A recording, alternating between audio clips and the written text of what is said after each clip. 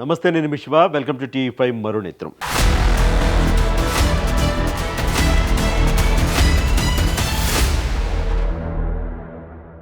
ప్రముఖ singer Mangli drugs. ఏది నిజం? కింది స్థాయి నుంచి పై స్థాయికి వచ్చినప్పుడు, కష్టపడి పైకి వచ్చినప్పుడు, పేరు ప్రఖ్యాతులు సంపాదించినప్పుడు, డబ్బు కూడా సంపాదించినప్పుడు మనం ఎక్కడి నుంచి వచ్చామనే మూలాలు మర్చిపోకూడదు. కష్టపడి కింది స్థాయి నుంచి పైకి వచ్చాక ఆ మూలాలు మర్చిపోకుండా ఉంటే ఆ పేరు ప్రఖ్యాతులు కలకాలం ఉంటాయి.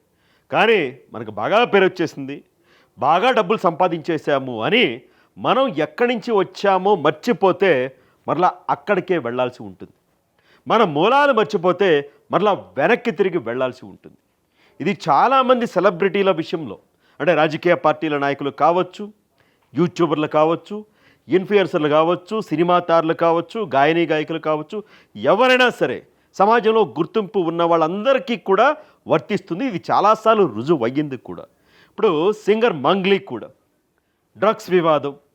ఆవిడ బర్త్డే పార్టీ సందర్భంగా చేవెళ్ళ దగ్గర ఏర్లపల్లి ఒక రిసార్ట్లో సుమారు 50 మందితో ఆవిడ ఒక పార్టీని ఏర్పాటు చేశారు. బర్త్డే కేక్ కూడా కట్ చేశారు, బాగా మద్యం తాగారు, అర్ధరాత్రి దాటాక కూడా డీజే వాయించారు, అంతా అయిపోయింది. ఎస్ఓటి పోలీసులు ఒక్కసారిగా దాడి చేయడంతో ఆ పార్టీలో డ్రగ్స్ సేవించినట్లుగా నిర్ధారణ అయింది. ఎలా వచ్చిన ఈ పార్టీలోకి డ్రగ్స్ అని ఇప్పుడు మంగ్లీతో పాటు నిర్వాహకులపైన మరొక 4 పైన కూడా పోలీసులు కేసు నమోదు చేశారు. ప్రస్తుతం ఈ వివాదం కొంత సినీ వర్గాల్లో కానీ, ఈ గాయకులు ఆ సమాజంలో కానీ కొంత వైరల్ అవుతూ ఉంది. సో ఈ సందర్భంగా మంగ్లీ కూడా పోలీసుల పట్ల అనుచితంగా ప్రవర్తించడంతో ఒక్కసారిగా మీడియాలో కానీ, సోషల్ మీడియాలో కానీ ఆవిడ గురించి, ఆవిడ గతం గురించి, ఆవిడ పాటల గురించి, ఆవిడ ప్రవర్తన గురించి ఒక్కసారిగా మరొకసారి చర్చ నడుస్తున్న పరిస్థితి ఉంది. ఒకసారి ఆ పార్టీకి సంబంధించిన విజువల్ చూద్దాం. ఇది చేవెళ్ళ దగ్గర సుమారుగా ఒక 50 మంది ఈ పార్టీలో పాల్గొన్నట్లు తెలుస్తూ ఉంది. అలాగే ఊరికి దూరంగా, అంటే ఎక్కడైనా పబ్లో అలా ఇలా వెళ్తే డ్రగ్స్ గిక్స్ కుదరదు కదా, విదేశీ మద్యం, అనుమతి లేని మద్యం ఏదైతే ఉంటుందో అది కూడా తీసుకోవడం కుదరదు. కాబట్టి ఎవరికీ తెలియకుండా, ఎవరి పర్మిషన్ కూడా తీసుకోకుండా ఇక్కడ పార్టీని అయితే మంగ్లీ ఏర్పాటు చేశారు. ఇక్కడ స్విమ్మింగ్ పూల్ వ్యవహారాలు, ఒక ఫామ్ హౌస్, ఇది ఒక ఫామ్ హౌస్లో పెట్టారు ఇదంతా కూడా. ఇక్కడ మెయిన్ ఏంటంటే ఒక ప్రముఖ సింగర్ తెలుసు మంగ్లీ, ఎక్సైజ్ శాఖ నుంచి ఇలా పార్టీ చేసుకుంటున్నామని పర్మిషన్ తీసుకోవాల్సి ఉంటుంది. 1 తీసుకోలేదు. పోలీసుల నుంచి పర్మిషన్ తీసుకోవాల్సి ఉంటుంది, తీసుకోలేదు. అలాగే అర్ధరాత్రి 2 గంటల వరకు కూడా మద్యం సేవిస్తూ ఉన్నారు. అర్ధరాత్రి 2 గంటల వరకు కూడా డీజే వాయిస్తూ ఉన్నారు. వీటన్నిటికన్నా కూడా నాన్ డ్యూటీ పెయిడ్ లిక్కర్, విదేశీ మద్యం, అనుమతులేని మద్యాన్ని పెద్ద ఎత్తున పోలీసులు స్వాధీనం కూడా చేసుకున్నారు. అలాగే అన్నిటికన్నా ముఖ్యం డ్రగ్స్ సేవించారు. 2 గంటలకి ఎస్ఓటి పోలీసులు వెళ్ళే నాటికి దాదాపుగా ఒక 10 మంది వెళ్ళిపోయారట. ఒక 38 నుంచి 40 మంది మాత్రమే ఉన్నారు. వాళ్ళకి డ్రగ్స్ పరీక్షలు నిర్వహించారు. ఎవరైతే వెళ్ళిపోయారో పోలీసులు రాకముందే వాళ్ళలో ఎవరైనా సరే డ్రగ్స్ తీసుకున్నారా అని వాళ్ళని కూడా విచారిస్తూ ఉన్నారు. డౌట్ ఉంటే వాళ్ళని కూడా పిలిచి విచారించే అవకాశం కనిపిస్తూ ఉంది.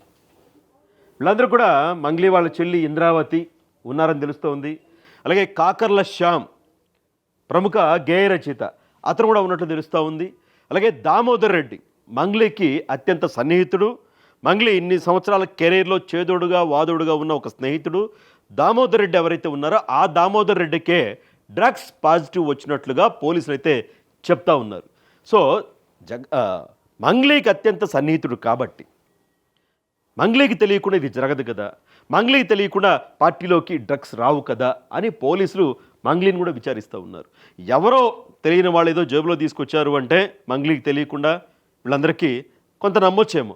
బట్ మంగ్లీకి అత్యంత సన్నిహితుడు డ్రగ్స్ తీసుకున్నట్టు తెలియడంతో మంగ్లీ పైన పోలీసులు అనుమానాలు వ్యక్తం చేస్తూ ఉన్నారు. గతంలో కూడా మంగ్లీకి ఏదో డ్రగ్ పెడ్డర్తో సంబంధాలు ఉన్నాయన్న ఆరోపణలు కూడా వచ్చినాయి. సో ఆ ఆరోపణల్ని కొంత రుజువు చేస్తూ ఈ రోజున ఆవిడ బర్త్డే పార్టీలో డ్రగ్స్. అయితే పోలీసులు వీడియో తీస్తూ ఉంటే పోలీసుల పైన కూడా, అంటే రాజకీయంగా కొంచెం సంబంధాలు ఉన్నాయి కదా, వైఎస్ఆర్ కాంగ్రెస్ పార్టీతో సంబంధాలు ఉన్నాయి, పదవులు కూడా వెలగబెట్టారు కదా. ఇక్కడ తెలంగాణలో కూడా రాజకీయపరమైన సంబంధాలు ఉన్నాయి కాబట్టి మనకేమీ కాదు, మనల్ని ఏమీ చేయరు, ఎవరేం చేస్తారు చేసుకోండి అన్నట్లుగా ఆవిడ పోలీసుల పైన కూడా తిరగబడ్డారు.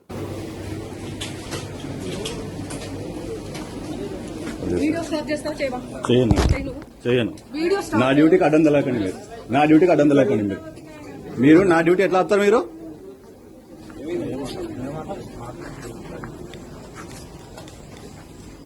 ఆ విధంగా పోలీసులు డ్యూటీ చేస్తూ ఉంటే వాళ్ళ పైన కూడా తిరగబడ్డారు. మరి అంత ధైర్యం ఎలా వచ్చిందో, చేసిందే తప్పు, పనికి మాలిన పని. బర్త్డే సెలబ్రేషన్స్ చేసుకోవద్దు, మద్యం తాగొద్దు అని ఎవరు అనరు, ఎవరి వ్యక్తిగతం వాళ్ళది, ఎవరి పార్టీలు వాళ్ళవి. బట్ అనుమతి లేకుండా పార్టీలు, అనుమతి లేకుండా విదేశీ మద్యం, చివరికి డ్రగ్స్, తప్పు చేసి మరి పోలీసుల పైన తిరగబడ్డాను ఏమనాలో చూడండి. నేను అదే అన్నాను, మనం ఎక్కడి నుంచి వచ్చామని మూలాలు మర్చిపోకూడదు. డబ్బు సంపాదించగానే, పేరు ప్రఖ్యాతులు సంపాదించగానే రెండు కొమ్ములేమీ రావు. డ్రగ్స్ తీసుకుంటే, డ్రగ్స్ని ఎంకరేజ్ చేస్తే నువ్వు నేరస్తుడివే, నేరం చేసినట్లే, చట్టానికి ఎవరు అతీతులు కాదు. సో దీనికి సంబంధించి తెలంగాణ పోలీసులు కూడా ఒక ట్వీట్ చేశారు మంగ్లీ ఫోటోతో. ఆ మంగ్లీ బర్త్డే సెలబ్రేషన్స్లో ఉన్న ఏవైతే ఈ ఫోటోలు పాల్గొన్నారో వాళ్ళందరితో ఈ మద్యంతో ఏమని, అసాంఘిక కార్యకలాపాలు జరుగుతున్న రిసార్ట్పై దాడి చేసిన చేవెళ్ల పోలీసులు చట్టాలు పాటించకుండా ఎలా పడితే అలా వ్యతిరేకంగా వ్యవహరిస్తామంటే పోలీసులు జుళిపించి గాడిన పెట్టాల్సి వస్తుంది. ఎంతటి ప్రముఖులైనా సరే డ్రగ్స్ లాంటి వాటిని వాడితే వారి పట్ల కఠిన చర్యలు తీసుకోవడానికి వెనకాడం అని మంగ్లీ ఫోటో పెట్టి మరీ తెలంగాణ పోలీసులు, అది ఎవరైనా సరే వదలం డ్రగ్స్ తీసుకుంటే అని చెప్పేసి. సో ఇది మంగ్లీకే కాదు, ఇలాంటి వాళ్ళు ఎవరైనా ఉంటే మానేసుకుంటే ఇప్పటికే సినిమా ఇండస్ట్రీలో కానీ, టీవీ నటులు కానీ, మిగతా ఎవరైనా సరే. మంగ్లీ పైన ఇప్పుడే కాదు, గతంలో కూడా ఎన్నో ఆరోపణలు వచ్చినాయి. ఆవిడ పాటలు 2014లో తెలంగాణ తల్లి పాట, బతుకమ్మ పాటతో బాగా ఫేమస్ అయ్యారు ఆవిడ. ఆ తర్వాత డివోషనల్ సాంగ్స్, శివుడికి సంబంధించిన చాలా పాటలు పాడారు. ఇషా ఫౌండేషన్లో కూడా పాటలు పాడతారు. అలాగే రాయలసీమకు సంబంధించి కూడా కొన్ని పాటలు అయితే పాడారు, సినిమా పాటలు కూడా పాడారు. ఆవిడ ఏవైతే కొన్ని ఆల్బమ్స్ చేశారో అవి కూడా కాపీ చేసింది మా పాటలు, కాపీ చేసి ఆవిడ పాటలు పాడింది అని ఆల్రెడీ 2-3 కేసులు కూడా నమోదై ఉన్నాయి. సో కాపీరైట్స్కి సంబంధించిన విషయంలో ఆవిడ పైన కేసులు ఉన్నాయి. అలాగే వైఎస్ఆర్ కాంగ్రెస్ పార్టీ అధికారంలో ఉన్నప్పుడు ఆవిడని ఎస్వీబీసీ ఛానల్, తిరుమల తిరుపతి దేవస్థానానికి సంబంధించిన ఛానల్కి అడ్వైజర్, సలహాదారుగా కూడా నియమించారు అప్పట్లో జగన్మోహన్ రెడ్డి గారు. దీనిపైన కూడా పెద్ద ఎత్తున విమర్శలు వచ్చాయి.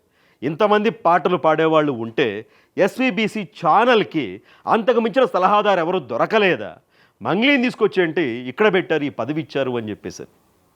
ఎందుకు ఇచ్చారంటే ఆవిడకి వైసీపీకి సంబంధించి, జగన్మోహన్ రెడ్డి గారికి సంబంధించి ఆవిడ ఎన్నో పాటలు పాడారు కాబట్టి, ఆ పార్టీ కార్యక్రమాల్లో, ఆ పార్టీ ప్రచార సభల్లో పాల్గొన్నారు కాబట్టి, ప్రదర్శనలు ఇచ్చారు కాబట్టి, ఆ భక్తితో తీసుకెళ్ళి ఏకంగా ఎస్వీబీసీ ఛానల్ సలహాదారు పదవిని ఆవిడని కట్టబెట్టారు. సరే, ఏమైనా ఛానల్ డెవలప్మెంట్ కోసం ఏమైనా పనిచేశారంటే లేదు.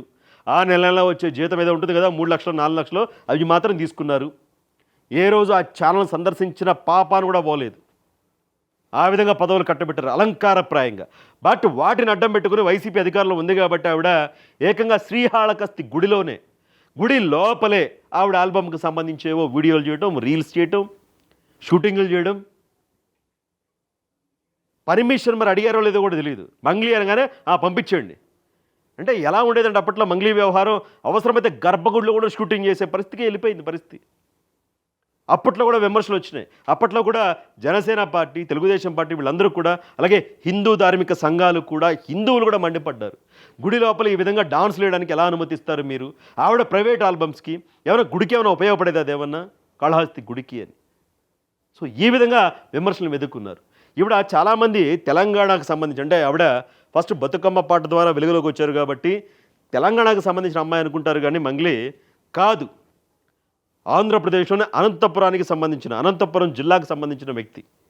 అనంతపురం కర్ణాటక బోర్డర్ ఏదైతే ఉంటుందో, ఆంధ్రప్రదేశ్ కర్ణాటక బోర్డర్ అనంతపురం, ఆ ప్రాంతానికి సంబంధించిన వ్యక్తి మంగ్లీ.